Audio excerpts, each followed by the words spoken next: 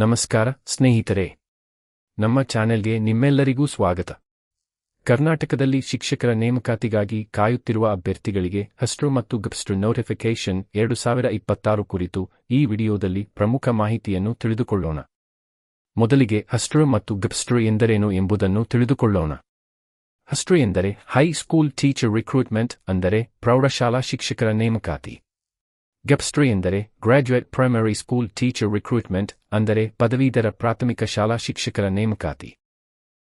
ಈ ನೇಮಕಾತಿಗೆ ಸಂಬಂಧಿಸಿದಂತೆ ಅಧಿಸೂಚನೆ ಬಿಡುಗಡೆಯಾದಾಗ ಅಭ್ಯರ್ಥಿಗಳು ಹುದ್ದೆಗಳ ಸಂಖ್ಯೆ, ವಿಷಯವಾರು ಹುದ್ದೆಗಳು, ಜಿಲ್ಲಾವಾರು ಹುದ್ದೆಗಳು ಹಾಗೂ ಮೀಸಲಾತಿಗೆ ಸಂಬಂಧಿಸಿದ ಮಾಹಿತಿಯನ್ನು ಗಮನಿಸಬೇಕು. ವಿದ್ಯಾರ್ಹತೆ. ಹಸ್ಟ್ರ್ ಮತ್ತು ಗಪ್ಸ್ಟ್ರ್ ಹುದ್ದೆಗಳಿಗೆ ಅರ್ಜಿ ಸಲ್ಲಿಸುವ ಅಭ್ಯರ್ಥಿಗಳು ಅಧಿಸೂಚನೆಯಲ್ಲಿ ಸೂಚಿಸಿರುವ ಶೈಕ್ಷಣಿಕ ವಿದ್ಯಾರ್ಹತೆ ಮತ್ತು ಶಿಕ್ಷಕರ ತರಬೇತಿ ಅರ್ಹತೆಯನ್ನು ಹೊಂದಿರಬೇಕು.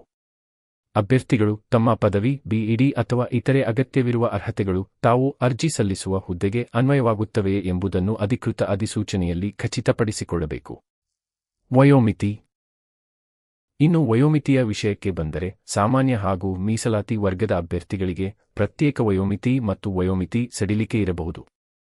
ಆದ್ದರಿಂದ ಕ್ಯಾಟ್ ವ್ಯವಕಲನ 1, 2, 2B, 3, 3B ಹಾಗೂ ಇತರೆ ವರ್ಗಗಳ ಅಭ್ಯರ್ಥಿಗಳು ತಮ್ಮ ವರ್ಗಕ್ಕೆ ಅನ್ವಯವಾಗುವ ವಯೋಮಿತಿ ಮತ್ತು ಸಡಿಲಿಕೆಯನ್ನು ಅಧಿಕೃತ ಅಧಿಸೂಚನೆಯಲ್ಲಿ ಪರಿಶೀಲಿಸಬೇಕು. ಅರ್ಜಿ ಸಲ್ಲಿಸುವ ವಿಧಾನ.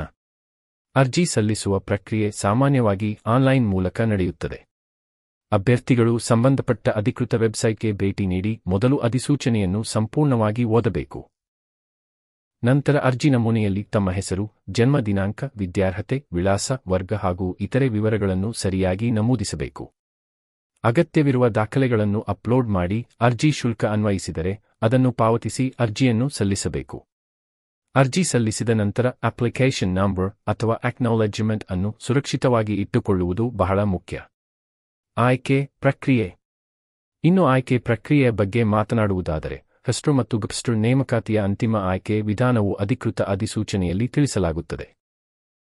ಅದರಲ್ಲಿರುವ ಪರೀಕ್ಷಾ ವಿಧಾನ, ವಿಷಯವಾರು ಅಂಕಗಳು, ಅರ್ಹತಾ ಅಂಕಗಳು, ಮೆರಿಟ್ ಮತ್ತು ದಾಖಲೆ ಪರಿಶೀಲನೆಗೆ ಸಂಬಂಧಿಸಿದ ನಿಯಮಗಳನ್ನು ಅಭ್ಯರ್ಥಿಗಳು ಗಮನಿಸಬೇಕು. ಆದ್ದರಿಂದ ಪರೀಕ್ಷೆಗೆ ತಯಾರಿ ನಡೆಸುತ್ತಿರುವ ಅಭ್ಯರ್ಥಿಗಳು ಈಗಿನಿಂದಲೇ ತಮ್ಮ ವಿಷಯದ ಜೊತೆಗೆ ಕರ್ನಾಟಕ ಸಾಮಾನ್ಯ ಜ್ಞಾನ, ಶಿಕ್ಷಣ ಸಂಬಂಧಿತ ವಿಷಯಗಳು ಮತ್ತು ಪರೀಕ್ಷಾ ಮಾದರಿ ಕುರಿತು ಅಭ್ಯಾಸ ಮಾಡುವುದು ಉತ್ತಮ. ಅಭ್ಯರ್ಥಿಗಳಿಗೆ ಮುಖ್ಯ ಸೂಚನೆ. ಸ್ನೇಹಿತರೆ, ಯಾವುದೇ ನೇಮಕಾತಿಯ ಕುರಿತು ಸಾಮಾಜಿಕ ಜಾಲತಾಣಗಳಲ್ಲಿ ಹಲವು ರೀತಿಯ ಮಾಹಿತಿ ಹರಿದಾಡುತ್ತಿರುತ್ತದೆ. ಆದ್ದರಿಂದ ಹುದ್ದೆಗಳ ಸಂಖ್ಯೆ, ಅರ್ಜಿ ಪ್ರಾರಂಭ ದಿನಾಂಕ, ಕೊನೆಯ ದಿನಾಂಕ, ವಯೋಮಿತಿ ಅಥವಾ ವಿದ್ಯಾರ್ಹತೆಯ ಕುರಿತು ಅಧಿಕೃತ ಅಧಿಸೂಚನೆ ಹೊರಬಂದ ನಂತರ ಅದನ್ನೇ ಅಂತಿಮ ಮಾಹಿತಿಯಾಗಿ ಪರಿಗಣಿಸಿ. ಅಧಿಕೃತ ಅಧಿಸೂಚನೆಯಲ್ಲಿ ನೀಡಿರುವ ಎಲ್ಲಾ ನಿಯಮಗಳನ್ನು ಓದಿದ ನಂತರವೇ ಅರ್ಜಿ ಸಲ್ಲಿಸಿ. ಶಿಕ್ಷಕರ ನೇಮಕಾತಿಗಾಗಿ ಕಾಯುತ್ತಿರುವ ಅಭ್ಯರ್ಥಿಗಳು ಈ ಮಾಹಿತಿಯನ್ನು ನಿಮ್ಮ ಸ್ನೇಹಿತರು ಮತ್ತು ಶಿಕ್ಷಕರ ನೇಮಕಾತಿಗೆ ತಯಾರಿ ನಡೆಸುತ್ತಿರುವ ಅಭ್ಯರ್ಥಿಗಳೊಂದಿಗೆ ಹಂಚಿಕೊಳ್ಳಿ. ಇಂತಹ ಹಸ್ಟ್ರ್, ಗಪ್ಸ್ಟ್ರ್, ಕೀ ಶಿಕ್ಷಕರ ನೇಮಕಾತಿ ಮತ್ತು ಕರ್ನಾಟಕ ಸರ್ಕಾರಿ ಉದ್ಯೋಗಗಳ ಪ್ರಮುಖ ಮಾಹಿತಿಗಾಗಿ ನಮ್ಮ ಚಾನೆಲ್ ಅನ್ನು ಸಬ್ಸ್ಕ್ರೈಬ್ ಮಾಡಿ ಮತ್ತು ಬೆಲ್ ಐಕಾನ್ ಒತ್ತುವುದನ್ನು ಮರೆಯಬೇಡಿ.